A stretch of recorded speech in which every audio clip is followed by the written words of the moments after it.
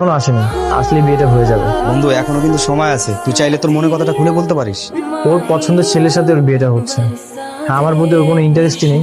বাপ্পারাজের মতো দাওয়াত খা। ঠিক আছে, রাখি। মানে বর মেহেদি নাকি পালাইছে, মানে এদিকে ফোনটাও বন্ধ পাচ্ছি। আমার মনে হয় ওরা আর আসবেই না। আমি জানতাম এরকমই কিছু একটা হবে। ছেলে যে পালাবে এটা আমি আগে আন্দাজ করছিলাম। রনি তো কেয়াকে পছন্দ করে, রনির সঙ্গে কেয়ার বিয়েটা দিয়ে দেন। আমার মেয়ে তো রনিকে বিয়ে করতে রাজি না। আপনার সম্মান যদি বাঁচাতে চান এই মেয়েরে আপনার ভাগ্নের সাথে বিয়ে দেন। কি রে মা? আমি রাজি। আলহামদুলিল্লাহ, আলহামদুলিল্লাহ, ইজ্জতের মালিক আল্লাহ। পরিস্থিতি যেমনই হোক, আজ তুমি আমার ওয়াইফ। তুমি না মন খারাপ করে থেকো না।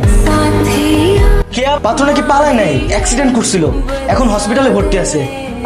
মেহেদি কোথায় এখন? দিন হসপিটালে ভর্তি আছে। কেয়া ধরো। আচ্ছা মেহেদি কোথায়? ডাক্তার সাহেব আসলে সবকিছু জানবে।